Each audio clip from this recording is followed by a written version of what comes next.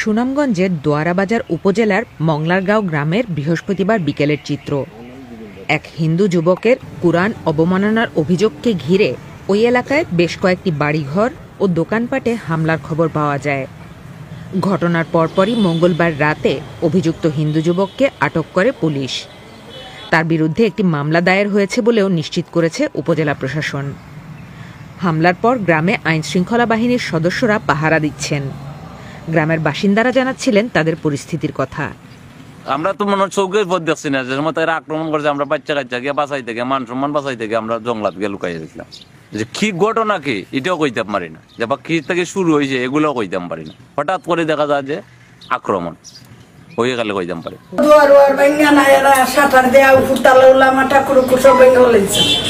প্রায় তা 8:30-9টায় গেছে, আইয়া তারা এদিকে উঠছে, এদিকে উঠতে এদিকে বাইরিয়া দিরিম দক্কা হইরা বাইরিয়া গোরদুয়ার বাইঙ্গা তারা আইসে আমরা ফিসের বাড়ি বাইঙ্গা আইসে এদিকে উঠতে আমরা এখানে হামলা দিছে।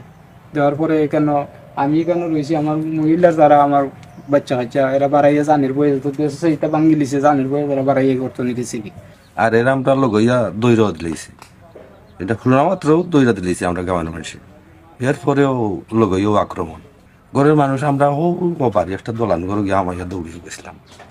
তার সব পালাইও আমরা দৌড়িয়া যান বাঁচাইছি, কেউ বন্যে দিয়ে গেছি, কেউ জঙ্গল গিয়ে লুকাইছে, কেউ দোলান ঘর আমাইছে।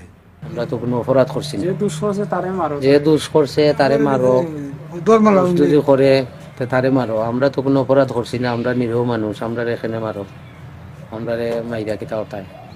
সেখানকার উপজেলা নির্বাহী কর্মকর্তা অবশ্য জানাচ্ছেন এ ঘটনায় সামান্য কিছু ক্ষতি হয়েছে এবং ফেসবুকে এ নিয়ে গুজব ছড়ানোর চেষ্টা করা হচ্ছে।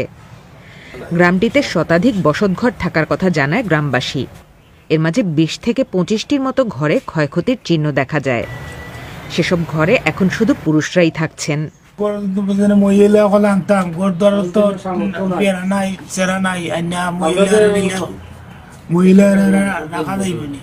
বেটিন্ডর আইয়া এই অবস্থা দেখে বেটিন্ডর আইয়া এখন আইতেছে না না করে।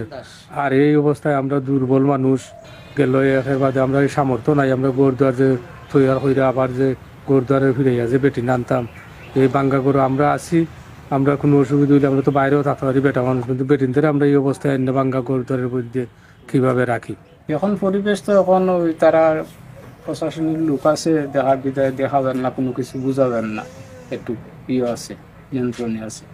তারা গেলে কি যে কি হবে এটা তো আর বলতাম পারি না।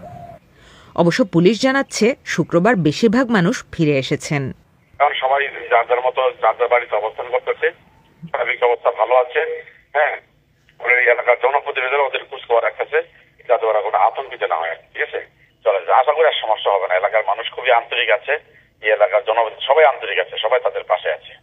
এলাকার বাজারে কয়েকটি দোকানে ভাঙা শাটার মেরামতের কাজ চলছে।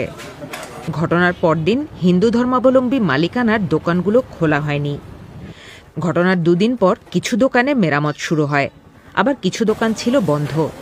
সেসব দোকানের শাটার কম বেশি ক্ষতিগ্রস্ত হওয়ায় ব্যস্ততা বেড়েছে শাটার মিস্ত্রির দোকানে।